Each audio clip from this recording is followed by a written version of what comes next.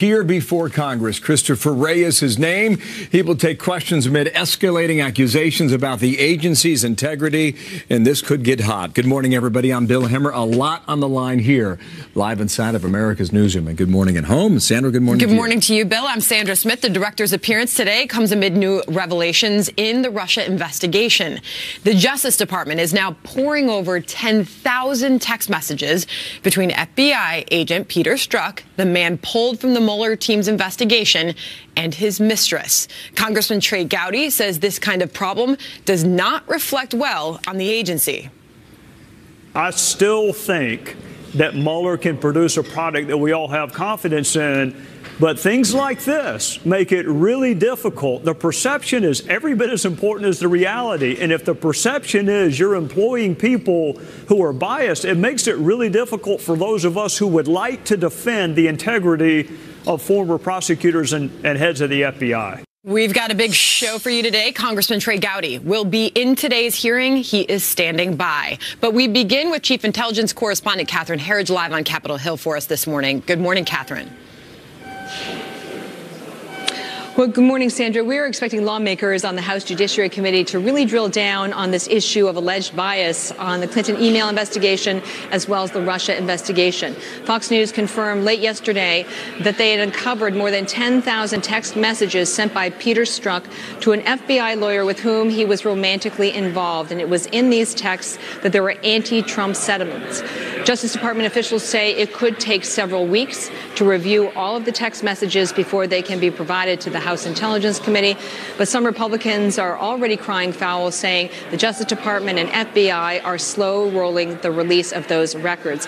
In addition, this week, the revelation after Judicial Watch federal lawsuit that there was an email from Andrew Weissmann, he's now a top deputy on the Russia probe under Robert Mueller, to then acting Attorney General Sally Yates. It was January 30th, and Yates had just been fired by the president for refusing to defend the travel ban. And Andrew Weissmann writes in that email under the subject line, "I am so proud and in awe, grateful thanks and deepest respect." So people will have to decide for themselves whether that is another indicator of bias on the Russia investigation. Two senators, Grassley and Johnson, have sent a letter to the Justice Department asking whether they are aware of any other incidents that are in line with the Strzok case and now the Weissmann email. Sandra. A lot going on there, Catherine. What about the dossier issue? The FBI has kind of been dragging its feet there.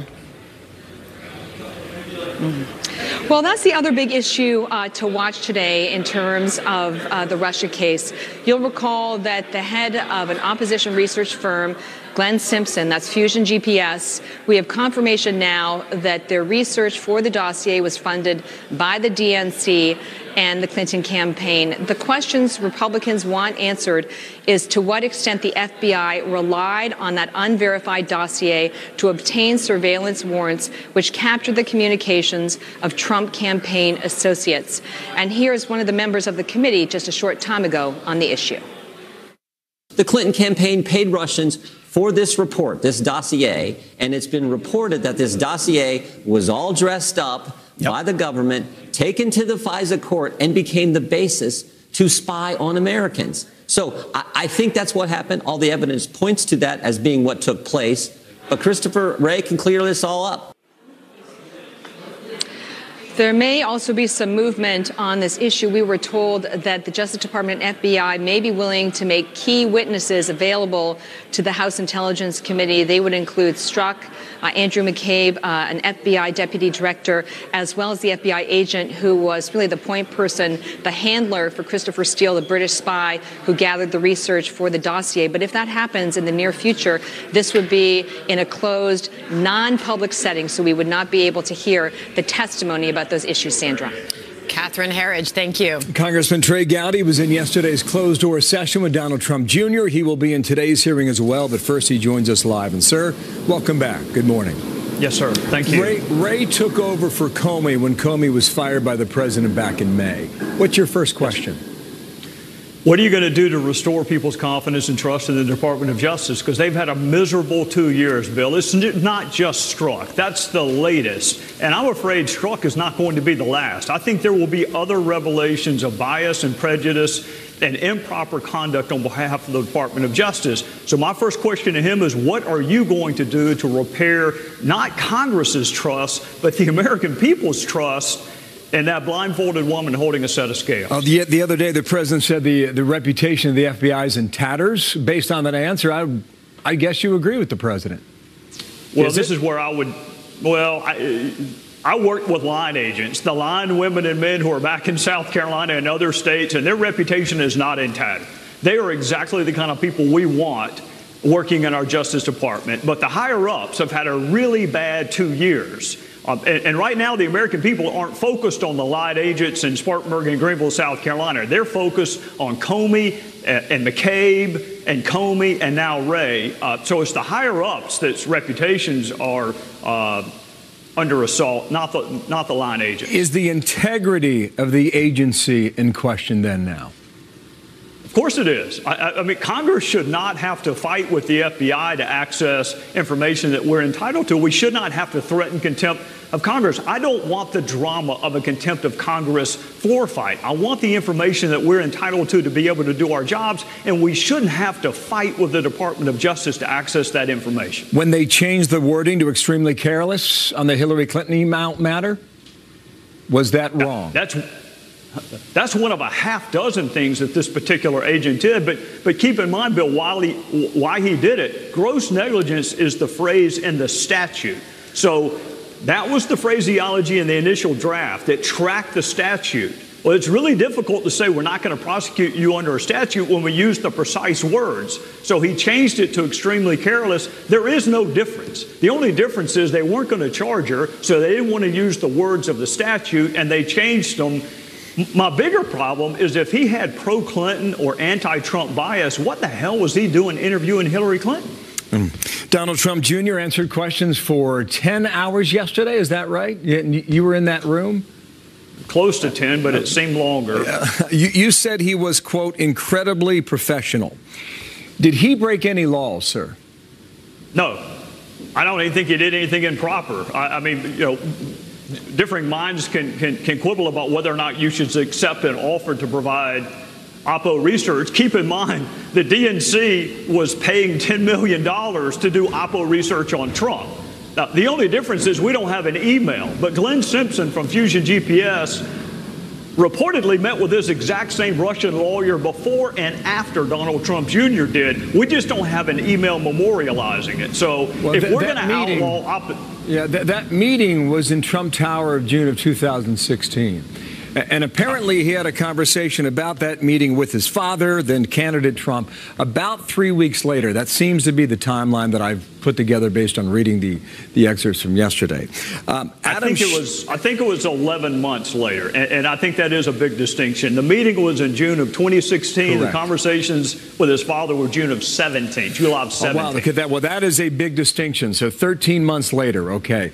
Yes, Your sir. colleague, Democrat Adam Schiff, said he cited attorney-client privilege with regard to that conversation. Adam Schiff's got a real problem with that. Do you? Well, it's funny. Adam does not have a problem when Democrat witnesses cite privileges. Glenn Simpson cited a privilege nobody's ever heard of before. He cited some judge in Alaska for some First Amendment privilege that no one's ever heard of before, and Adam didn't have a problem with that. So what I would ask Adam and all my Democrat colleagues is apply the same standard to Republican witnesses as you do Democrat witnesses. Maybe then the public would have more confidence in our investigations. But number one, when you leak what happened after you said you wouldn't, and then you mischaracterize it, of course nobody's going to have confidence in our investigation. Two more quick things on that. Then can he, you're an attorney, is he legally allowed to cite that privilege in that closed door hearing yesterday? He is, unless there's a waiver, and Adam went through the whole litany of questions to establish whether or not there'd been a waiver, and the answer to every one of them was no. So I get that Adam didn't like the answers, but those are the answers. Got it. Last question. How significant is the hearing today? What should viewers be listening for? Whether or not they trust this person to restore the reputation of the FBI. That's all they should be listening for. Is this the right person for us to have confidence in the nation's premier law enforcement agency going forward? We're watching at 10 a.m. Eastern Time. Sir, thank you for your time. Trey Gowdy, yes, sir. A Republican from South Carolina on the Hill. Thanks. 10 minutes past. Crews facing an uphill battle as they fight to contain 3 major wildfires burning in Southern California. Officials say it could get worse before it will get any better. Right now, the focus on the Thomas fire north of Los Angeles. It has scorched more than 140 square miles and prompted evacuation orders for tens of thousands of people. Authorities say the weather is not helping. The extremely low relative humidity, that's going to cause our fuels that are already desiccated in the late fall condition to continue to dry. There's a lot of potential for some large fire growth on the north and west side of this fire in the next 24 to 48 hours. The fires have destroyed nearly 200 homes and buildings so far. Winds are expected to get stronger and stronger and continue to fan those flames. We will be live on the ground later this hour. What a horrible situation. Yeah, we were all captivated by the images that were coming before the sun came up yesterday, right along that 405 freeway. So we'll hope for the best today. There's so many risking their lives to fight those fires. Yeah, and the winds are really tough stuff, too. So that's coming up here. Also, 11 minutes past the hour, another story to watching. Embattled Minnesota Democratic Senator Al Franken will be making an announcement today on his future after an avalanche of resignation calls. But what will he do? What will he decide? We'll bring you there live in a moment. Plus, there is this today. Have a listen. It could happen. The Democrats are really looking at something that is very dangerous for our country. They are looking at shutting down. A high-stakes showdown looms in Washington. President Trump calling out Democrats yet again, just hours before a big meeting at the White House. South Dakota Senator John Thune is a key senator involved on everything from the shutdown battle to tax reform, and he will be here live. Plus this. These are ongoing clashes in the West Bank as Hamas calls for a new uprising in response to President Trump's announcement on Jerusalem. We are live on the ground to let you know what's happening on that front today. Coming up. We don't want to see killings. We don't want to see violence. But let's be clear. Let's do a reality check. Jerusalem is the capital of Israel. So we're acknowledging something that's common sense to everyone.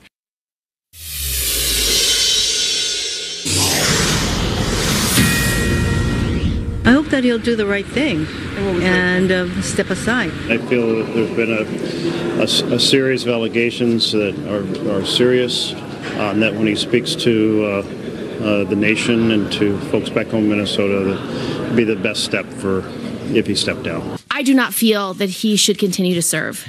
Everyone will make their own judgment. I hope they do make their own judgment. Senator Al Franken facing an avalanche of calls now to step aside. Senate Democrats now on board that idea, the majority anyway. We're awaiting an announcement from the Democratic senator. This comes only 2 days after the veteran Democrat out of Detroit, John Conyers, resigned as well. I want to bring in Fox News politics editor Chris Starwell. Chris, how you doing? Welcome back to the morning show here. We've missed you, Brother my Bill. friend. 48 Democrats currently serving the Senate. 32 have said step aside. Why did the dam break yesterday? Well, I think in part it was because allegations kept coming, and you had another accusation that was particularly gross that came forward. But the other thing is Kirsten Gillibrand has emerged as really the leader on this issue. Her prominence in the Democratic Party in the Senate, Democrats, has grown and grown. And on this one, she basically, it looks like to me that she said this is going to happen, and that Chuck Schumer, her fellow New York senator, basically said, okay, here we go. And then it began. And the Republicans can take a lesson from how the Democrats handled this issue. It was clearly a series of coordinated strikes. It kept rolling out throughout the day until at the close of the day, the Senate Democratic leader, Schumer, comes forward and says, it's time to go. Go ahead. No, go ahead. Well, this is from Franken's Twitter feed, all right? Senator Franken's talking with his family at this time and his plans to make an announcement in D.C. tomorrow, and the reports of a final decision are inaccurate. So what does he do? I mean, you mentioned Chuck Schumer said step aside, he's the Democratic leader in the Senate. Even those who have done wrong are deserving of mercy. So I don't want to be too unkind here, but Al Franken probably kind of needs to get over himself. This is it is beyond him now. And part of the reason that he's going to have to step down is the way that he botched his response to all of this and refusing to take ownership of it. Refusing to say, he did the fake apology, the non-apology. I'm sorry you felt bad. I'm sorry you felt uncomfortable. Not, I'm sorry I made you uncomfortable. His refusal to actually own this thing and to deal with it as some sort of a nuisance that he was going to brush aside was a big part of why he has ended up in this situation. We're just getting this now. This is an update. That tweet I just read was from last night, and now Al Franken says 11:45 a.m. Eastern Time he'll make a statement from the floor of the Senate. So we'll wait until then. Is that a surprise to you? Yeah. What if he decided to stay and fight? If he decided to stay and fight and tell most all of his fellow Democrats, oh yeah, well, I'm not going anywhere, it would be an incredible blessing for Republicans. It would be a huge blessing for Republicans who are right now facing the prospect of Roy Moore potentially arriving in their midst. That would be if Al Franken wants to help the Republican, Al Franken can do more for the Republican Party today if he stays and fights his fellow Democrats and puts them in this terrible position and does all of that. It will be an enormous boon to Donald Trump and Roy Moore. So I'm sure they will be cheering him on this morning. That vote is Tuesday next week in Alabama. What you're suggesting is that if he were to resign, he would do it from his office and not from the Senate floor? Yeah, I mean, why are you going? Maybe he's going to go and give a farewell address. Maybe he just does that. But I would think this. I would think this, that instead, if you were going to resign, you just resign. No, if you're resigning in disgrace, nobody particularly wants to hear about your disgrace. As John Conyers found out, you can call it retirement, you can call it whatever you want, but when you leave under a cloud of scandal, you're just leaving. So Franken going to the Senate floor, that has it has some potential that maybe he wants to make a scene. Maybe he wants to put his fellow Democrats into anguish over the anguish that he feels they've caused him. Yeah. We're guessing at the moment, but 11:45 we should know, if not before then. Thank you, sir. You bet. Chris Darwalt, D.C., thanks. 9:20 Eastern Time. Authorities warning of unprecedented conditions as massive wildfires continue to tear through Southern California. Those are live images coming into our newsroom at this moment. We will be live on the ground right after the break with more on that. This as the scope of the destruction is clearly coming into focus. Some folks losing their homes in a matter of minutes. Yeah, there's a lot of memories. Everything you build memories in a house. From everywhere we went, all our travels, and just everything. Just to repeat the headline a moment ago, Al Franken on the floor of the Senate, 11:45 a.m. Eastern Time. That's the word now from his official Twitter account just moments ago. Certainly live coverage. What will he do? We do not know. But the recent accusations against him, 32 Democrats on the Senate side yesterday saying he should step aside. So we'll see what he says when he says it. Jason Chaffetz reminds us moments ago during the commercial break, what you say on the floor of the Senate gives you immunity. You cannot be prosecuted for it. I'm not suggesting that has anything to do with what he has to say today, but it may explain the reason why he chose the venue today. And this, of course, coming after an outpouring of calls from Democrats, a lot of them, to step down. But still, we're not getting any guidance as to what exactly he plans to say on the Senate floor. So that coming up in a couple hours. All right. Well, meanwhile, another big story today. Southern California bracing for potential hurricane-force winds at this hour as crews battle 3 major wildfires that have forced tens of thousands of people from their homes. Stunning images coming in live to our newsroom right now. Chief Correspondent Jonathan Hunt is reporting live from Ventura. Jonathan, you got onto the front lines overnight. What did you see? How was that? Yeah, it's a pretty rare opportunity to get right onto the front line, Sandra. It is in part terrifying. It is in part inspiring as you watch the heroic efforts of firefighters. Here's what it looked like. We're in the hills above Santa Paula in Ventura County here, and what firefighters are doing is try to prevent the flames that are burning here from jumping these roads. So they've been setting backfires. The intensity of the flame quite extraordinary at this point, and you can see the firefighters all backing off now away from it. This is an intense firefight. It is likely to go on for at least another 24 hours. And thanks to the skills and, in no short measure, the bravery of those firefighters, Sandra, they were able to halt the forward progress of those flames and save the small city of Santa Paula, for now at least. Sandra? Jonathan, a lot of fears today with those high winds. Yeah, and interesting, just as the sun is coming up here now, Sandra, the winds have been picking up. It has been extremely still, but we can feel it coming now. And the forecast is that the wind gusts could get up as high as 70 to 80 miles per hour. That would be hurricane force winds combined with these fires. You can imagine how deadly and dangerous that is. The town of Ojai, which is a picturesque town that sits sort of between LA and Santa Barbara, is one of those most at risk now. You can look at some live pictures there. The flames creeping down the hillsides towards that town. Firefighters there and across Southern California face a treacherous and very dangerous 24 hours ahead today, Sandra. Jonathan Hunt, thank you. Meanwhile, overseas, there is outrage erupting in parts of the Middle East at this hour. Watch.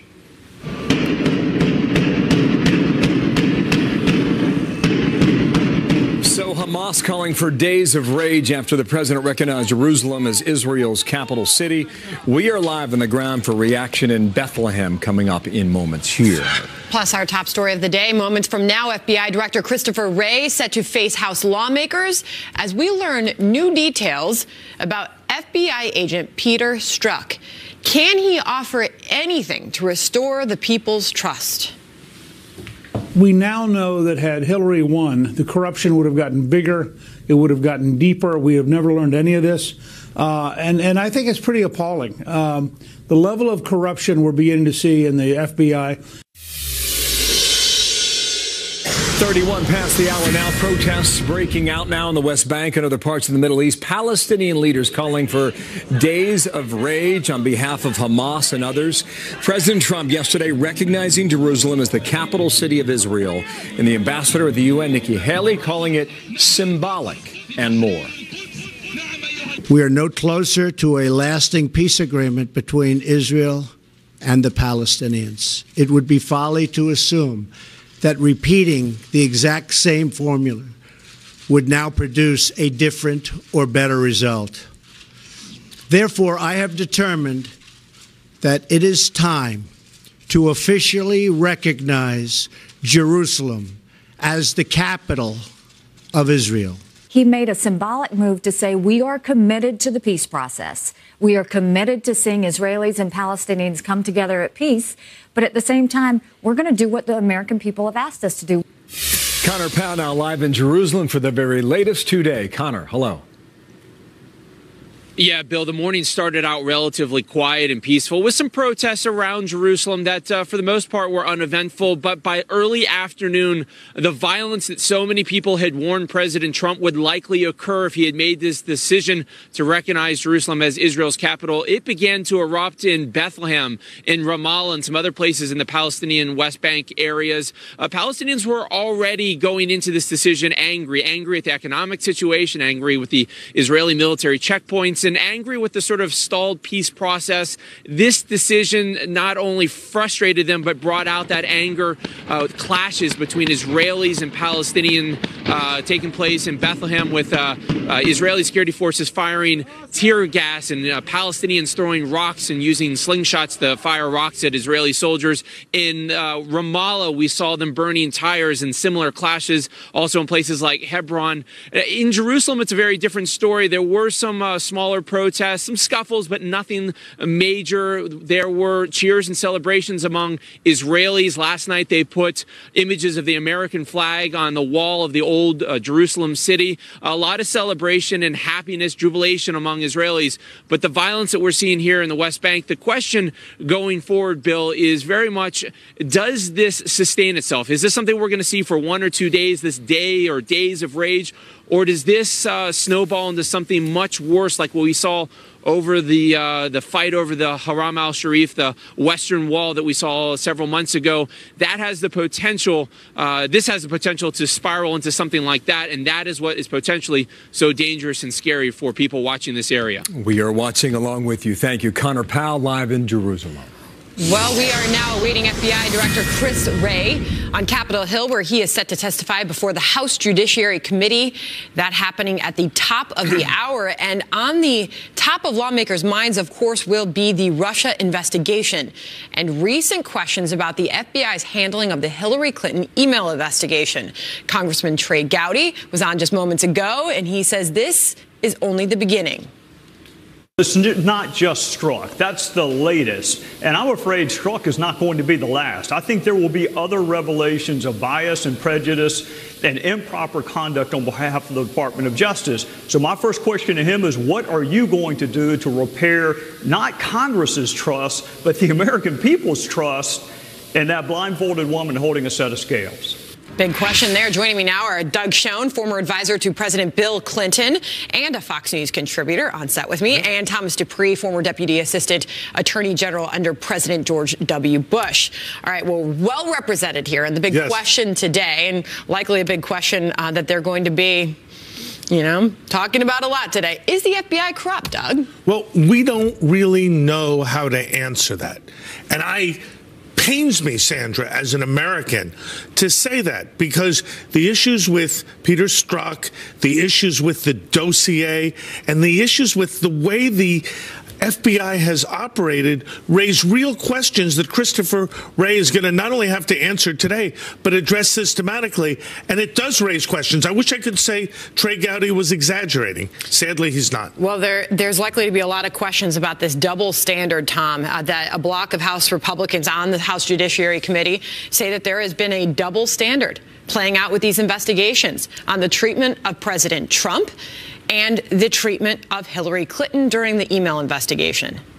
And, Sandra, I'll say I have been very discouraged by these recent revelations. Certainly when I served in the Justice Department, the department and the FBI really were the gold standard of integrity, and that they were universally regarded as these nonpartisan bastions of integrity committed to law enforcement. And now what we're seeing is that there appear to be at least some people who played critical roles both in the Hillary Clinton investigation and now in the Trump investigation who really do seem to have been motivated by a partisan agenda that is completely the opposite. It's antithetical to everything the Justice Department and the FBI stands for, which is the neutral, independent, nonpartisan enforcement of the laws. You know, Newt Gingrich was on earlier, and he made it very clear that the average person working at the FBI, man or woman, is still a hardworking, honest person. But this isn't just one mistake. Listen.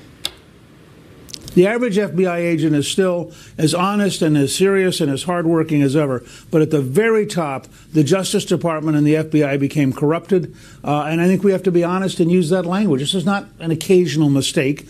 This was covering up for the next president, they thought, covering up for their foundation, covering up for their relationship with Russia and Uranium One, covering up for the entire process of investigation. You know, if that's all true, Christopher Wray has a big job to do in restoring the trust, as Trey Gowdy said, not just of Republicans and Democrats, but of the American people. I agree, Sandra. And one of the things I've said, and I would renew it here this morning, we need a special prosecutor on Uranium One to investigate how that deal went down, how the dossier came to be prepared and put together, how the FBI came to get it.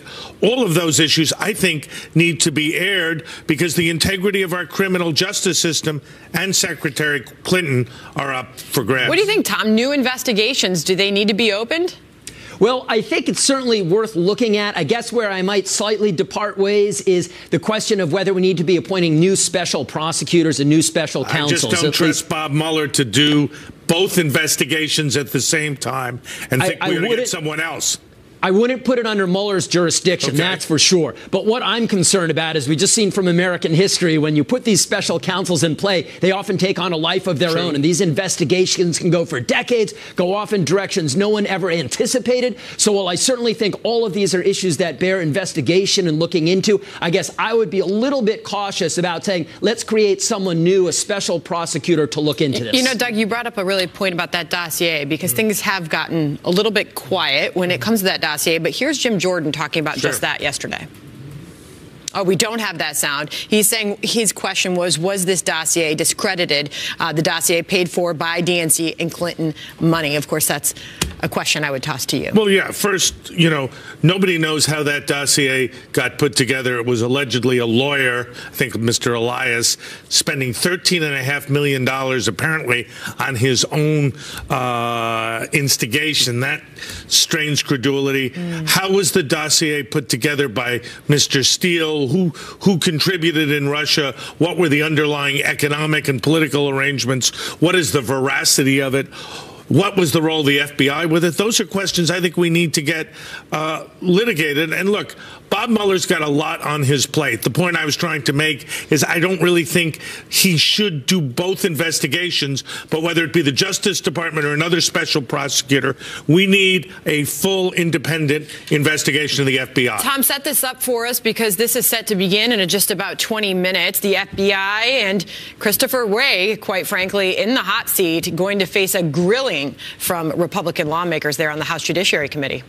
I certainly don't envy Chris Wray at this moment. He is going to be on the hot seat today, and I think he has a big task in front of him. He is going to need to reassure this committee, and more importantly, the American people, that the FBI remains a neutral, independent law enforcement agency. He's, number one, going to have to explain how Strzok and other people with partisan interests were playing such integral roles in all of these investigations. Then he's also going to have to explain what steps he's putting in place to ensure that any taint of bias or partisan politics has been purged from these ongoing investigations. It's a big task. I think Chris Wray is a man of integrity. I think he's talented. I think he's up to the job, and we'll see how he does today. And I think we'll see him in a few minutes. Tom Dupree, thank you. And Doug Schoen, thanks for joining us on Set this morning. We are now hearing Senator Al Franken makes a statement 2 hours from now. He'll be back on the floor of the Senate, 11:45 a.m. Eastern Time. This, as the dam broke yesterday, more than 30 Democratic senators calling for him to resign. So more on that in a moment. Plus, there is this. The House and Senate are now negotiating the final bill, and I cannot wait to sign these giant tax cuts and reforms. I mentioned tax cuts, but it's also reforms. But I'm looking forward to signing it. It'll be the largest tax cuts by far in the history of our country. President Trump pushing hard, selling tax reform as it enters the home stretch. The Senate votes to go to conference with the House. John Thune, chairman of the Senate Republican Conference, on where the votes are today. So the Democrats maybe will want to shut down the country because they want people flowing into our country. And I want people coming into our country, but I want to vet those people, and I want to vet them very carefully. President Trump suggesting this fight over immigration could lead to a government shutdown. Congress needs an agreement on a spending bill before a deadline tomorrow, and even then it might just be a 2-week extension. Senator John Thune, chairman of the Senate Republican Conference, with me now, and thank you for your time, for being with us today. I got a couple things to go over. The shutdown. How do you get a government shutdown when Republicans control the House and the Senate? Well, you know, the thing about the Senate, of course, as you know, on a spending bill, it takes 60 votes in the Senate. We only have 52 Republicans, which means we have to have Democrats work with us. And so we can't ignore the Democrats in these discussions, and that's the purpose of the meeting this afternoon at the White House between the Democrat leadership, the Republican leadership, and the president. Hopefully they'll get a path forward. But in the meantime, we will pass a short-term 2-week funding bill that will get us up, I think, until December the 22nd, and that vote should happen later today. Okay. Do you fear a shutdown here, or is that at the top of your mind? Well, there's no appetite for a shutdown. That's just absolutely not necessary, Bill. I think that when they sit down this afternoon, hopefully they can negotiate an agreement that will enable us to fund the government for the next year, to do some of the other things that we need to be able to do. But obviously, I think that Democrats probably view it as a political opportunity if the government were to shut down. But I'm hoping that cooler heads will prevail, that both sides will come together, and that we'll be able to get the bipartisan majority that we need in the Senate to pass a longer-term funding bill. All right, so we see where we go on that. We just heard from the president. You're in conference right now on this tax bill. He has a different phrase for it. Watch here. I call it the mixer. It's in conference right now, but I call it the mixer. I think when it comes out, it's going to be a beautiful mix. There are things that I like better in the Senate bill. There are things that I like better in the House bill. I think when they come out, we'll have some new additions, and we'll have the best of each. I think we're going to have a fantastic tax bill. All right, so I don't know if it's a batter or a mixer, but whatever it is, you're now in a new phase. Right. I think what Americans want to know is what's changing in the bill that they need to understand that affects them. Well, the nice thing about the process, and of course the conference committee is the last step in the process before we get a bill through the House and the Senate and on the president's desk, which I hope we will get done before Christmas, is the Senate bill moved closer to the House. And we're very in a position, I think, to merge those bills. There are a couple of key differences that we'll have to work through, but by and large, well, I think the issue of how you treat state and local tax deduction is something where the House and the Senate are in slightly different places. How we treat pass-through businesses, we'll have to figure out how we take the two bills and reconcile those when it comes to pass-throughs. But by and large, you've got the doubling of the standard deduction, you've got the expansion of the child tax credit, you got the lower rates on both individuals and businesses in both bills, and those are the key elements of the bill. They're the foundation. Those are the things that we use to deliver meaningful tax relief to hardworking Americans. Yeah, and I think we'll get there. I mean, look at the calendar right now. You've got about 3 weeks to do this. You mentioned Christmas. Will you get this done in 2017?